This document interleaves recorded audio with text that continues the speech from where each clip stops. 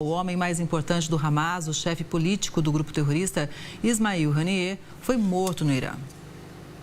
O chefe do Hamas estava em Teherã, capital do Irã, para a cerimônia de posse do novo presidente do país, Massoud Pezeshkian. Ele estava hospedado em um abrigo para veteranos de guerra. Segundo informações da mídia estatal iraniana, por volta das 2 da manhã, 8 da noite aqui no Brasil, um ataque aéreo atingiu o local, matando Ismail Haniyeh e um guarda iraniano. Horas depois, o grupo terrorista Hamas acusou Israel pelo ataque e sinalizou uma grave escalada no conflito no Oriente Médio. Já o líder supremo iraniano, Ali Khamenei, jurou vingança pela morte de Haniyeh. Até o momento, ninguém assumiu a autoria do ataque. O exército de Israel disse que não comenta reportagens divulgadas em mídia estrangeira. O ataque em território iraniano inicia uma crise no governo que acabou de tomar posse. Ismail Haniyeh havia se encontrado com as principais autoridades do país, o que levanta dúvidas sobre a capacidade do Irã em proteger seus governantes. O líder do Hamas tinha 62 anos e era o integrante do grupo terrorista mais conhecido em todo o mundo. Ele era tido como uma voz mais moderada no Hamas e vivia como exilado político no Catar. Era ele quem participava das negociações de cessar-fogo com Israel.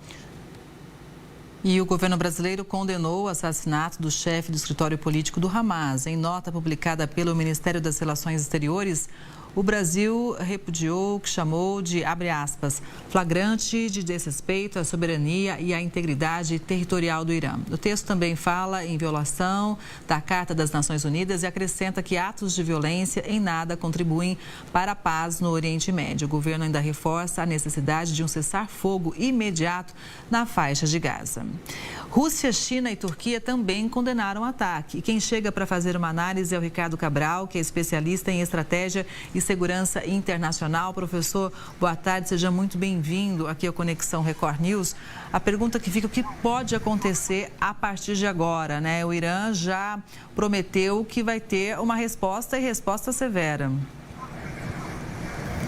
Bem, boa tarde a todos os espectadores da Record. A questão é que se coloca agora, primeiro já se definiu lá, né, no Hamas quem será o sucessor, que é o Khalid Meshal, que foi justamente ele que passou o cargo para o Haniyeh. E aí a questão agora toda é com relação à resposta do Hamas. Hamas está muito limitado, né? Lá, as Forças Armadas de Israel, eles estão cercando praticamente Rafah, é o último reduto do Hamas, então o Hamas tem limitada possibilidade de ação. Com relação aos grupos aliados, o Hezbollah, né, lembro que o Hezbollah perdeu ontem o 02, né, o número 2, o Faoud Shakar, ele já confirmou que ele está morto, Israel também o matou. Isso é uma campanha, Kelly, de assassinato seletivo, né, o Mohamed Deif já foi morto. Todos aqueles que Israel colocou, anunciou que haveria retaliação, que eles seriam mortos pelo que aconteceu em 7 de outubro, Israel está matando, né? É o Mohamed Deif, né? Agora tem o Ismail Haniyeh, não podemos esquecer do general Mohamed Reza Zahid e outras lideranças que estão sendo assassinadas. Isso não contribui para o processo de paz, obviamente.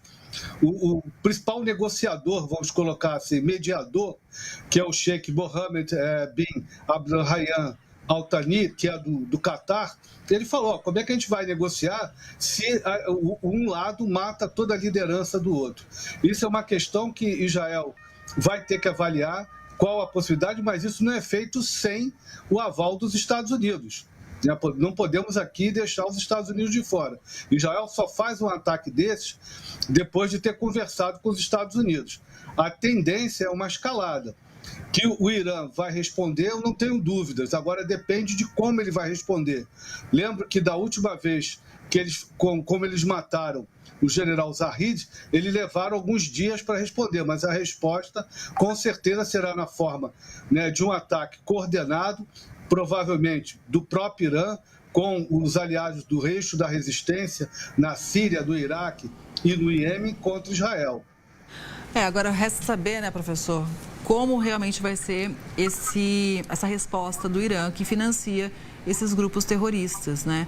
Mas o senhor pontuou muito bem, né, que realmente deve ter havido ali um grande acordo com os Estados Unidos também, né? Então, é um ponto de tensão que a gente vai seguir acompanhando e de perto. Agora, tem uma outra tensão, né, professor, que é mais próxima aqui da gente. Olha só, subiu para 12 o número de mortes durante os protestos contra o resultado que indicou vitória de Nicolás Maduro para presidente na Venezuela. Nesta terça-feira, o Peru se tornou o primeiro país a reconhecer o candidato da oposição, o Edmundo González, como presidente eleito. Já a Costa Rica ofereceu asilo político aos líderes das manifestações contra a reeleição de Maduro. Na Venezuela, um dos partidos de coalizão de oposição acusou o regime venezuelano de torturar um dos presos políticos. Maduro, professor, ainda não se manifestou sobre essa acusação.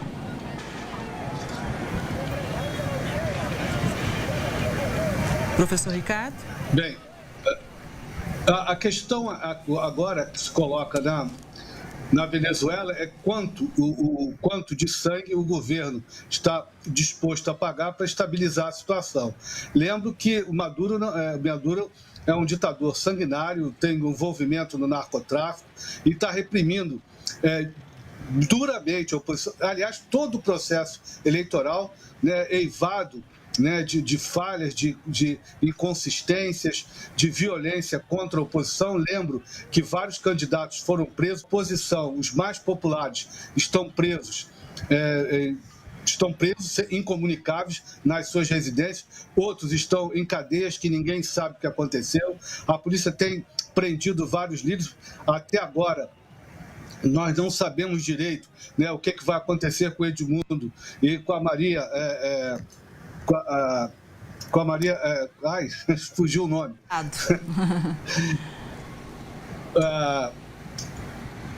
Que foi a principal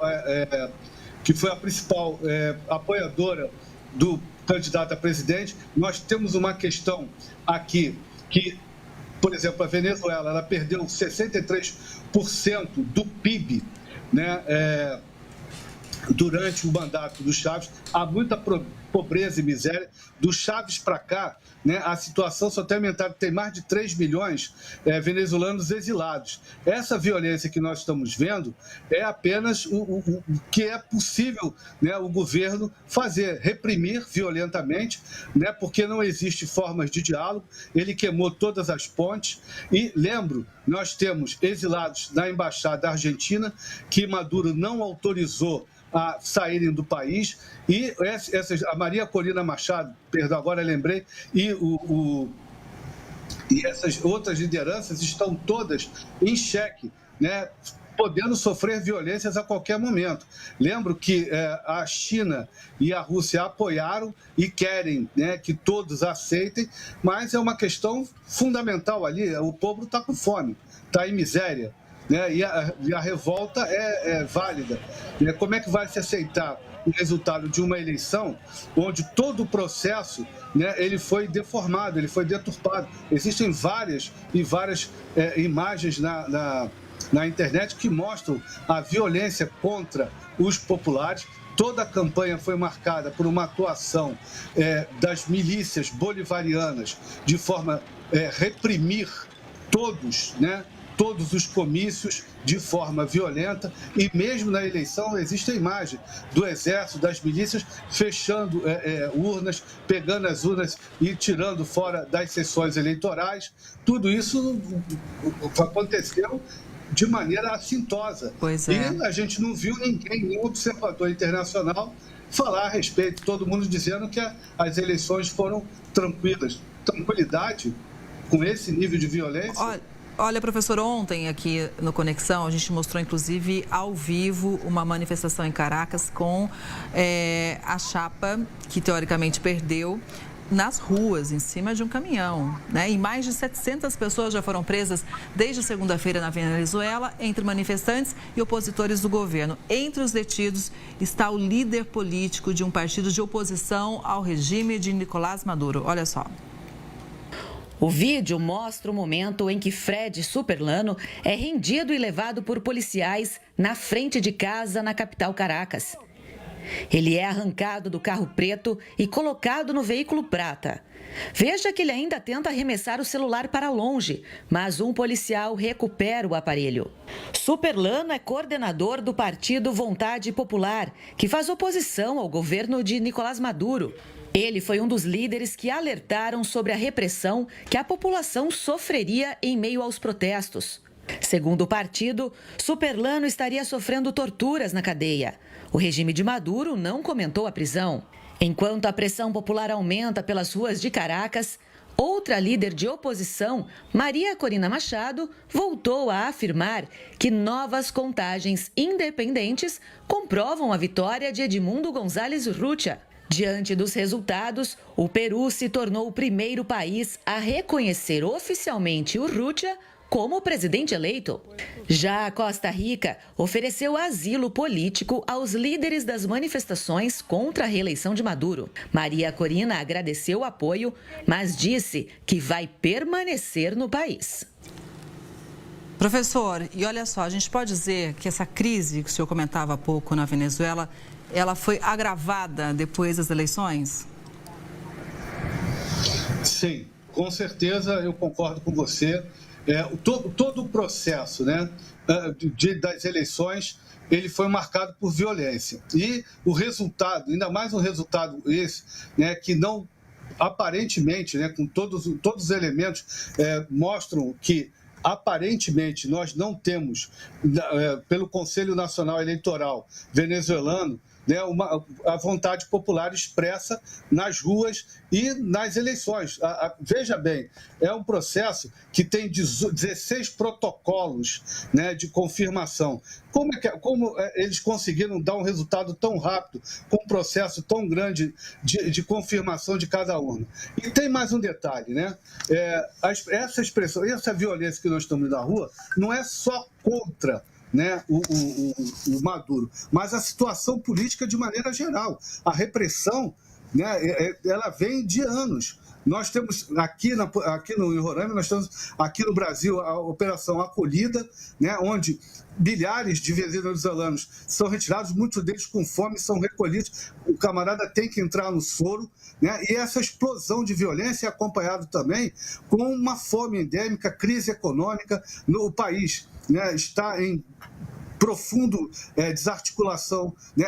Apesar do investimento russo e chinês, né, nós não vemos saída no caso, para a Venezuela, e lembro que a Argentina, né, os costarriquenhos, peruanos e outras, o próprio Brasil se manifesta de maneira dúbia, né, em vez de condenar, né, as eleições, condenar o processo, fica ali tentando apaziguar, o que não tem jeito. Nós devemos ser duros, mostrar, né, para o Maduro que o respeito às eleições, apesar que eu vou dizer uma coisa para você, Kelly, não existe, não conheço na história, ditador que caiu porque ter perdido a eleição. Primeiro que eles arrumam um jeito de não perder. E lembro que o nosso próprio presidente falou que ele ia conseguir o resultado que quisesse, há meses atrás. E agora fica nessa história de cozinhar Pô, eu não entendo. Sinceramente, a posição do Brasil ainda que a gente respeite o interesse nacional, assim, vexatória. Tivemos o caso, né, do nosso vice-presidente com vários elementos terroristas à mesa, lá no Pezequian, e agora essa questão da Venezuela. Nós temos que posicionarmos como um país com soberania, que respeita a democracia e a democracia em outros locais. Não fazer o que está fazendo. Isso é um papelão. O Brasil, junto com os Estados Unidos, diz que aguarda realmente o resultado das atas em relação a esse caso da Venezuela. Professor, muito obrigada, viu, pela análise, uma boa tarde e até a próxima. Obrigado, boa tarde a todos.